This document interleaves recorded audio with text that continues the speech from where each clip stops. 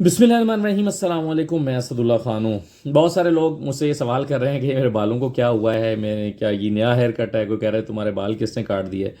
मुख्तलिफ तरह के कमेंट्स आ रहे हैं बालों के ऊपर और सर के ऊपर और मेरी नई शक्ल के ऊपर। तो बहरहाल ये है कि मैं आपको बता देता हूँ, मैं अल्हम्दुलिल्लाह अल्लाह के फ़ज़ल से हज की गरज से, हज बैतुल्लाह की गरज से इस वक्त मक्का मुकर्रमा में मौजूद हूँ। उम्रा मैंने अदा कर लिया है अल्हम्दुलिल्लाह, और बहुत ही ये खुशगवार एहसास था। अगरचे उम्रा मैं पहले भी अदा कर चुका हूँ, लेकिन हज के लिए पहली मरतबा ये सादत मुझे हासिल हो रही है। तो उम्रा जो है वो अल्हम्दुलिल्लाह अदा हो गया है, और बहुत ही खुश उसलूबी के साथ जो है वो ये सब हुआ। मैं देख रहा था पूरी दुनिया से लोग यहाँ पर मक्का में आए होते हैं, और इस वक्त सही के दौरान भी शदीद रश है। हरम में जो नमाज़ों के औकात में बहुत ज़्यादा रश है, यानी मगरिब का वक्त होता है तो लोग उमड़े चले आते हैं। कल नमाज जुमा के लिए भी जो है वो कोई 17 लाख लोगों का मैं फिगर सुन रहा था कि उन्होंने हरम के अतराफ़ में, हरम और उसके अतराफ़ में नमाज जुमा अदा की है। तो मैं और रहमान अज़हर भी हरम के बाहर जो, यानी सहने हरम से भी बाहर जो जगह है वहाँ पर मुझे हमें जो है वो जगह मिली नमाज ज़ोहर अदा करने की। गर्मी यहाँ पर काफ़ी शदीद है, लेकिन यह है कि जज्बा जो है वो सबसे ज़्यादा लोगों का। और मैं देख रहा हूँ कि अब मुशक्क़त का काम है ये, इतनी सख्त गर्मी में उम्रा अदा करना, सही करना। और फिर बाज़ औक़ात रास्ते बंद हो जाते हैं नमाज़ों के औक़ात में, तो फिर कैब करीब नहीं जा सकती, तो फिर लोग, मैं देखता हूँ कि जोग जो हैं वो पैदल चले आ रहे हैं, और उसमें ज़्यादा तादाद बुज़ुर्गों की है। तो मैं सोच रहा था कि ये बुनियादी तौर पर ये जज्बा ही है जो ये आपसे सब करा लेता है, बुज़ुर्गों को, ख़वातीन को। बल्कि कल मैं गारे हिरा गया तो गारे हिरा में भी मैंने देखा कि बुज़ुर्ग जो हैं वो आए हुए हैं, सीढ़ियाँ चढ़ रहे हैं, ऊपर जा रहे हैं। खैर गारे हिरा का मैं भी जिक्र करता हूँ आपसे आगे। लेकिन यह है कि उम्रे के दौरान भी जो माशाल्लाह लोगों का जज्बा, और ख़वातीन और बुज़ुर्ग हजरात, बूढ़े लोग दौड़े चले जा रहे हैं। अब आप जानते हैं कि नीचे सिर्फ एहराम के साथ तवाफ़ हो पाता है, उसके बाद अगर किसी ने तवाफ़ करना है, मज़ीद तवाफ़, तो फिर आपको ऊपर वाली मंजिल पे जाके करना पड़ता है। तो उसके लिए वो चक्कर काफ़ी लंबा बन जाता है, तो एक चक्कर तकरीबन 1 किलोमीटर का बन जाता है। यानी आपने तवाफ़ करना है तो 7-8 किलोमीटर आपको पैदल चलना पड़ता है, और वो भी नंगे पाँव। तो उसमें भी मैं देखता हूँ कि लोग उम्रा करने के बाद भी, बुज़ुर्ग यानी नौजवान तो चलें कर ही रहे हैं, जो बुज़ुर्ग हैं वो भी तवाफ़ कर रहे हैं। तो अल्लाह ताला सबको हिम्मत और ताकत अता करे। एक चीज़ जो मैंने नोट की यहाँ पर आकर, बहुत लोग जो है वो मुसलसल जो पाकिस्तानी मिलते हैं, ज़ाहिर है जब वो पहचानते हैं, जो हमें देखते हैं, तो एक ही सवाल करते हैं, और वो कहते हैं कि पाकिस्तान का क्या होगा। और बहुत सारे लोगों ने नसीहत की कि जहाज़ में मिले, कि जब आपके उम्रे के लिए आप जा रहे हैं जहाज़ में, बहुत सारे लोगों ने कहा कि हज के लिए जा रहे हैं तो पाकिस्तान के लिए दुआ कीजिएगा। फिर अल्हम्दुलिल्लाह जब काबा पर सबसे पहले नज़र पड़ी, तो उसमें जो अव्वलीन दुआएं मांगी गई, तो उसमें पाकिस्तान जो है वो सबसे पहले हमारे सामने रहा। अपने वालदैन, अपनी औलाद और अपने लिए जो दुआएं मांगी गई, उसके साथ साथ पाकिस्तान के लिए मैंने और मेरे साथियों ने बड़ी दुआएं की कि अल्लाह ताला पाकिस्तान की मुश्किलात को आसान करे। इसहाक डार साहब ने भी कहा है कि जो लोग सऊदी अरब में हैं वो दुआएं करें पाकिस्तान के लिए, और वो समझते हैं कि दुआओं से पाकिस्तान जो है वो आगे निकल सकता है और मसाइल से निकल सकता है। दुआएं तो हैं खैर, लेकिन ख़ुद मेरा ख्याल है हुकूमत को भी तो कुछ करना चाहिए। ये दुआ भी करनी चाहिए कि अल्लाह ताला इनको भी हिदायत भी दे और अहलियत भी दे कि पाकिस्तान के मसाइल हल करें। इसहाक डार साहब ने कहा है, क्या कहा है, ज़रा ये भी सुन लीजिए। वहां हमारी दुआ करें, वहां तो इस वक्त जो गूंज है वो है अल्लाह अकबर, अल्लाह अकबर, अल्लाह अकबर, ला इलाहा इल्लल्लाह, अल्लाह अकबर, अल्लाह अकबर, वलिल्लाहिल हम्द। तो इंशाअल्लाह इनकी आवाज भी उसमें शामिल होगी, और उसके नतीजे में पाकिस्तान के जो मसाइल पिछले चंद सालों से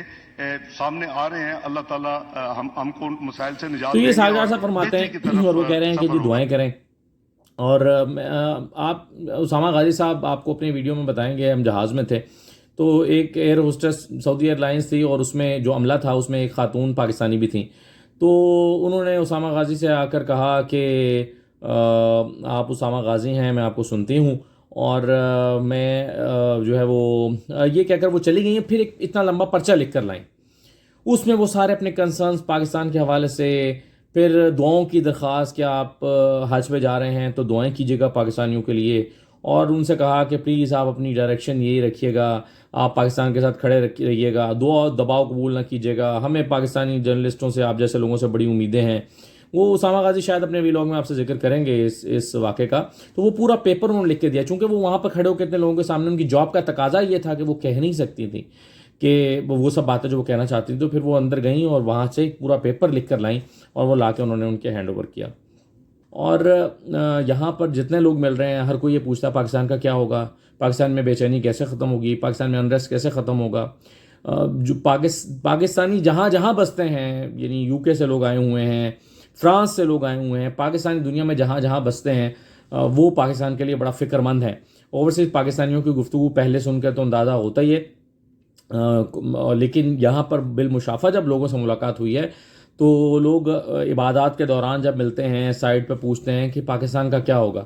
تو اور میں نے بھی ان سے کہا کہ آپ بھی پاکستان کے لیے دعا کریں، ہم بھی پاکستان کے لیے دعا کرتے ہیں۔ اور لیکن لوگوں کی بے چینی جو ہے وہ اس وقت اندازہ ہوتا ہے کہ پاکستان کے لیے بہت بڑی ہوئی ہے۔ آپ دیکھیں نا، حج کے لیے آئے ہوئے ہیں اور عبادات میں مصروف ہیں، دن بھر عبادات کرتے ہیں یا رات میں عبادات کرتے ہیں، تہجد کے لیے جاتے ہیں، عبادات میں رہتے ہیں، لیکن پاکستان کی فکر جو ہے وہ ساتھ ساتھ دامنگیر رہتی ہے کہ کیا ہوگا۔ اور ادھر سے جو پاکستان سے اطلاعات آتی ہیں، جو چیزیں آ رہی ہیں ہمارے سامنے، وہ ویسے کی ویسی ہیں، اس میں کوئی بہتری کے امکانات کوئی خاص دکھائی نہیں دے رہے۔ وہی عدالتیں چل رہی ہیں، وہی لندن اور دبئی میں ملاقاتیں ہو رہی ہیں، وہی سب چیزیں ہو رہی ہیں،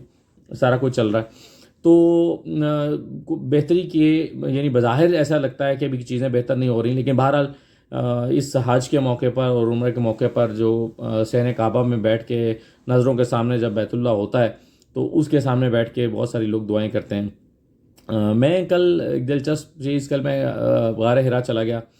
میری کوشش تھی کہ شام میں تو ظاہر ہے بہت رش ہو جاتا ہے، میری کوشش تھی کہ میں دوپہر میں جاؤں۔ ظہر کے وقت میں اور رحمان اظہر ہم دونوں جو ہے وہ چلے گئے اوپر غار حرا میں۔ تو اللہ کا کرم یہ تو ہوا کہ وہاں پر رش نہیں تھا اور بہت ہی سکون کے ساتھ اور بہت ہی آرام کے ساتھ غار حرا میں نوافل ادا کرنے کا موقع ملا، اور الحمدللہ بڑا ایک وہاں پر سکون ملتا ہے بیٹھ کے، کیونکہ آپ ظاہر ایک پورا ہسٹری کو جب دیکھتے ہیں تو آپ کو اندازہ ہوتا ہے کہ 1400-1500 سال پہلے کیا ہوا ہوگا، کہ یہاں پر ایک شخص ہمارے نبی کریم صلی اللہ علیہ وآلہ وسلم، جو اس وقت نبی نہیں تھے پہلے، یعنی وہاں پر وحی نازل ہوئی، تو وہ ایک عام آدمی کی طرح آ کر بیٹھتے تھے۔ اگرچہ اللہ تعالیٰ نے ان کو پیدا ہی پیغمبر کیا تھا، لیکن ظاہر ہے یہ انکشاف ان کے اوپر اس وقت تک نہیں ہوا تھا، اور جب وہ وہاں پر آ کر بیٹھتے تھے، مراقبہ کرتے تھے، اور وہی عبادت کی ہی ایک شکل تھی، تو میں دیکھتا ہوں کہ وہ کیسے ایک الگ تھلگ پہاڑ اور اس کی اوپر کافی بلندی پہ تو سیڑھیاں بن گئی، اب تو ظاہر ہے پہلے تب ایسا نہیں تھا، اس کی بلندی پہ جا کر ایک اوٹ سی ایسے بنی ہوئی اس کی جو پتھروں کی، جس کو ہم غار کہتے ہیں، تو اس میں، اور وہ ایسی خوبصورت جگہ ہے کہ اس کے بالکل سامنے کعبۃ اللہ ہے، یعنی جس رخ آپ نماز پڑھ رہے ہیں، جس طرح سے وہ بنے ہوئے پتھر ہیں، انہی پتھروں کے بالکل سامنے آپ کو وہ مکہ ٹاور نظر آتا ہے، تو اندازہ ہوتا ہے کہ یہ کعبۃ اللہ ہے۔ اور پھر جو ہے وہ وہاں پر وہ ایسی پرسکون سی جگہ ہے کہ ہوا بھی بڑی 2-4 پتھروں سے ٹکرا کر وہاں پر آتی ہے، یعنی جب آپ پورا پہاڑ چڑھ لیتے ہیں، جو لوگ ہیں ان کو اندازہ ہوگا، پھر تھوڑا سا آپ اترتے ہیں تو ایک بہت تنگ سا راستہ ہے، اس راستے کے اندر سے گزر کے آپ جو ہے اس مقام پر پہنچتے ہیں جہاں پر نبی کریم صلی اللہ علیہ وسلم بیٹھ کر جو ہے وہ ایک عبادت کیا کرتے تھے، مراقبہ کیا کرتے تھے، سوچا کرتے تھے، غور و فکر کیا کرتے تھے، اور یہی عبادت کی شکل تھی۔ تو وہاں پر بیٹھ کر جو ہے وہ ایک احساس ہوا کہ کس طرح سے ان کے وہاں پر شب و روز گزرتے ہوں گے، اور پھر جب وہاں پر پہلی وحی نازل ہوئی، اقرا جب کہا گیا اقرا، تو یعنی دور دور تک سناٹا اور اچانک ایک آواز نمودار ہو، تو وہ پھر میں کل بیٹھ کے سوچ رہا تھا کہ ایسے ہی وہ کپ کپی طاری ہوئی ہوگی، اور وہ اسی کپ کپی کے طاری ہونے کے دوران وہ نیچے اتر کے گھر آئے ہوں گے، اور ان کی اہلیہ نے، حضرت خدیجہ رضی اللہ تعالیٰ عنہ نے ان کو وہ جو ہے وہ پہنایا، وہ چادر اڑائی، تو وہ کس کیفیت سے گزرے ہوں گے، تو وہ سارا جو ہم نے پڑھا ہے وہ یاد آ رہا تھا۔ تو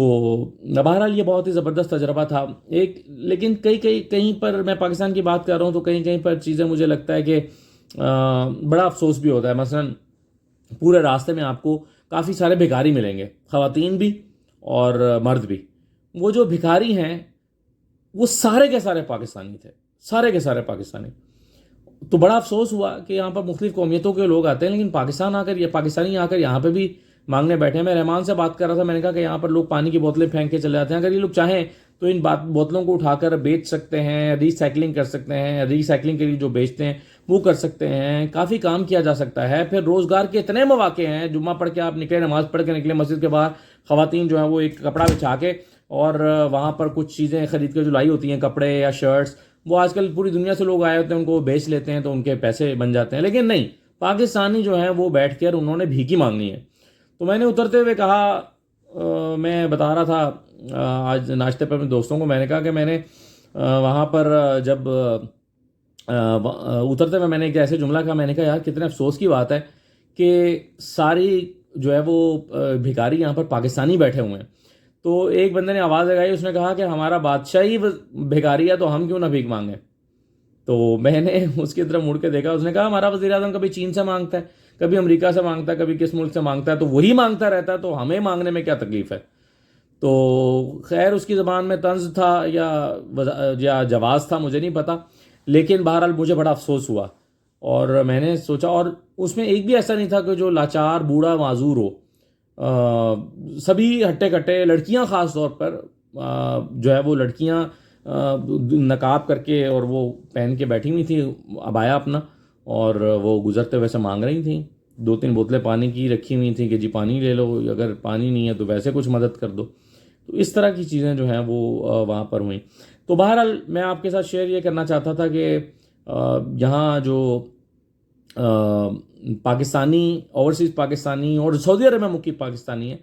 وہ کافی پاکستان کے حالات پر متفکر رہتے ہیں اور دعائیں بھی کر رہے ہیں۔ ہم نے بھی دعائیں کی ہیں پاکستان کے لیے، اللہ تعالیٰ ہماری دعائیں بھی قبول کرے، اللہ تعالیٰ پاکستان کو اس بحران سے نکال دے۔ یہ بڑا لمبا امتحان ہو گیا ہے، 70-75 سال کا امتحان ہو گیا ہے۔ میں دیکھتا ہوں لوگ آئے ہوئے ہیں، دنیا سے لوگ آئے ہوئے ہیں، خوشحال ممالک سے لوگ آئے ہوئے ہیں، چہرے سے خوشحالی نظر آتی ہے، اور جو ہے وہ یہاں پر سعودی عرب جیسے ملک میں، ابھی ہم ذکر کر رہے تھے کہ باہر، اگر میں آپ کو دکھاؤں نا میرے ہوٹل سے باہر کا جو منظر ہے، اگر آپ کو نظر آئے تو آپ کو یہاں، بلکہ میں اس طرح سے آؤں کہ اچھا یہاں سے تو خیر اتنا نظر نہیں آ رہا، پھر بھی بلڈنگ نظر آ رہی ہیں، لیکن کئی جگہوں پر بیٹھے ہوئے آپ کو نظر آتا ہے کہ بالکل چٹیل سے پہاڑ ہیں، اور جو ہے وہ اس طرح کے مناظر ہیں، کوئی سبزہ نہیں ہے، کوئی گرینری نہیں ہے۔ لیکن ہم پاکستان میں، میں ابھی ایک جگہ پہ بیٹھا ہوا تھا پاکستان میں، ایک ایمبیسی میں، تو وہ مجھے بتا رہے تھے، وہ کہہ رہے تھے کہ یار یہ آپ کے ملک میں اتنی خوبصورتی ہے، 4 موسم ہیں، افرادی قوت ہے، لوگ ہیں، محنت کر سکتے ہیں۔ اب میں یہاں دیکھ رہا ہوں یہاں کچھ بھی نہیں ہے، نہ سبزہ ہے، نہ اس طرح سے پانی کی فراوانی ہر جگہ پر موجود ہے، سخت موسم ہے، لیکن بہرحال لوگ محنت کرتے ہیں، ترقی کرتے ہیں، آگے جاتے ہیں۔ پاکستانیوں کو کیا مسئلہ ہے؟ ہمارے حکمرانوں کو کیا مسئلہ ہے؟ تو بہرحال یہ سوچنے کی چیزیں، انشاءاللہ کل سے مناسک حج کا آغاز ہو جائے گا، اور عین ممکن ہے کہ ظاہر ہے، بلکہ یوں ہی ہوگا کہ انشاءاللہ ظاہر ہے وہ حج کے 4-5 دنوں میں پھر آپ سے بالکل بات نہیں ہو سکے گی، ملاقات نہیں ہو سکے گی، اس کے بعد ہی پھر انشاءاللہ آپ سے بات ہوتی ہے۔ اپنی دعاؤں میں یاد رکھیے گا، اور آپ سب کے لیے بھی بھرپور دعائیں۔ اجازت دیجیے، اللہ حافظ۔